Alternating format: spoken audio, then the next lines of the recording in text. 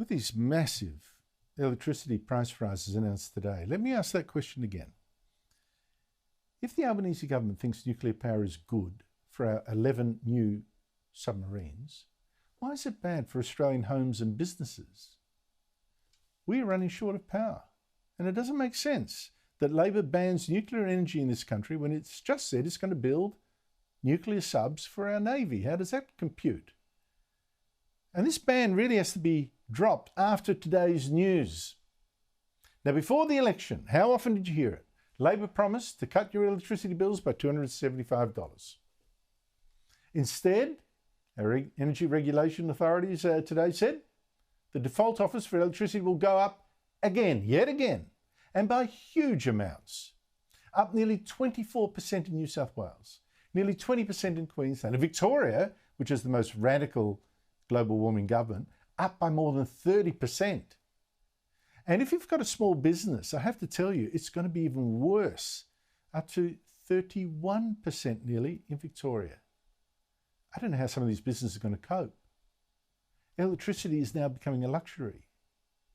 And the government keeps blaming all this whole, war in Ukraine. And today said, thanks to the Albanese government, it saved us from even worse price rises. These are big increases. That should be acknowledged, and they will hurt for many families.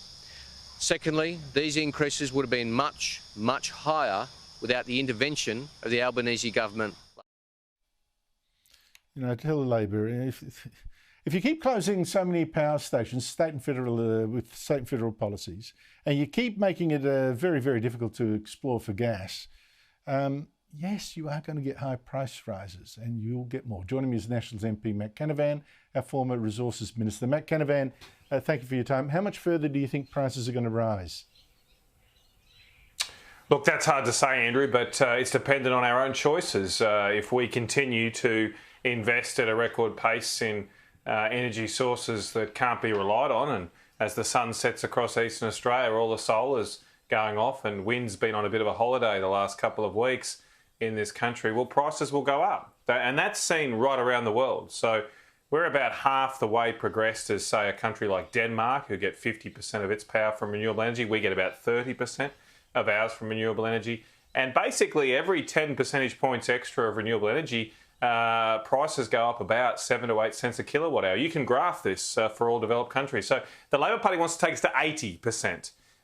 So we're only just over a third of the way there, Andrew, and so prices have already gone up by enough to bring up the average bill by about $700 a year, and we've still got roughly 2/3 to go. So you do the math and you could be looking at thousands of dollars more if Labor continues down this clearly now failed path of investing in power that only is on every now and again. Now, Matt, you heard Chris Bowen there say, well, you can't blame, green policies, of course, for causing these price rises. You can't blame them. You should actually praise Labor that they're not worse because it had put in these price caps and the coalition was against it. These price caps, in my opinion, whatever short-term good they might have done for the price rises, long-term, they're going to make things worse. What's your view? Well, even on that first metric, Andrew, the price caps have failed. If you read the AER's, the Australian Energy Regulator's draft determination data, they've got some very, very loose words saying that, prices fell after the intervention measures were first publicly mooted. And the AER's running defence for the government here using the terms publicly mooted because actually what happened after the massive intervention was announced in mid-December last year, something that was totally unexpected, electricity forward prices actually increased. They increased after the government formally announced its intervention. What the AER is saying is that, there was speculation that the government would act and that lowered prices. Well, actually what was happening at that time was the gas situation in Europe was clearing up. They've done a lot in Europe to open up new coal-fired power stations. The German Greens government has opened 24 of those. In Germany, they've built an LNG receival terminal. Get this, in less than a year. It's amazing what you can do when a crisis comes around. And that had alleviated the gas situation and brought prices, electricity, energy prices down across the world. Nothing to do with Labor's policies. They would have come down anyway.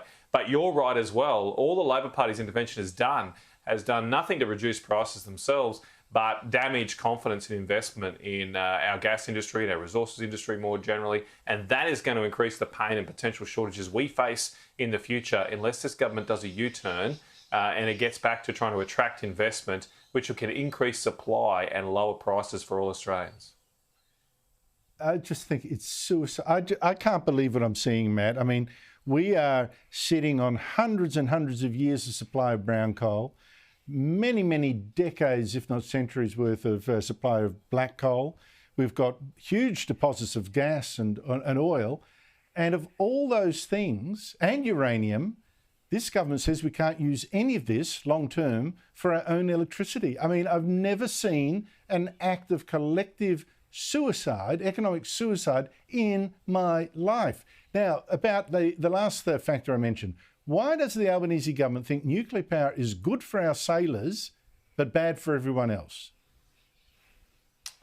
Well, it is going to be the ultimate irony that we'll have potentially 5 Virginia-class nuclear reactors sailing around our coastlines, docking in our harbours over the next decade. But we can't run an extension cord to those reactors and keep the lights on in mainland Australia. Perhaps funnily enough, perhaps the brightest place in this country in the next decade will be 20,000 leagues under the sea in one of these submarines. And they'll still have electricity. They'll have reliable electricity. The rest of us will be just saying our prayers, hoping the weather is kind enough to us to allow us to keep our dishwasher on.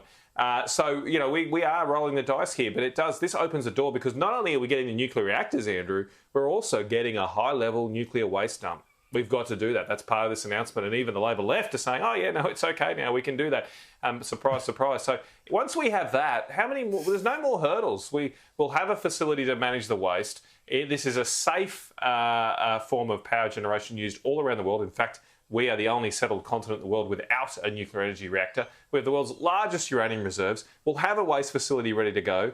Let's just do it. It's so strange. You raise a point there. So, Matt, if I get this right, a nuclear sub docks in Red Victoria, in Red Melbourne, right? Nuclear power is banned, obviously. And the sailors cleaning the hull take out a boom box with an extension cord back to their sub. Have they broken the law?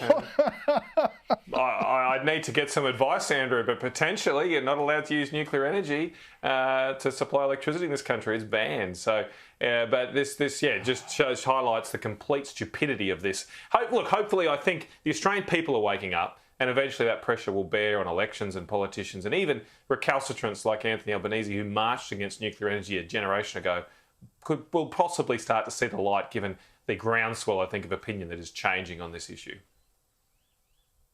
Matt Canavan, always a pleasure talking to you. I feel like I've had a little shower of common sense in a world that's gone crazy. Thank you so much for your time. Really appreciate it.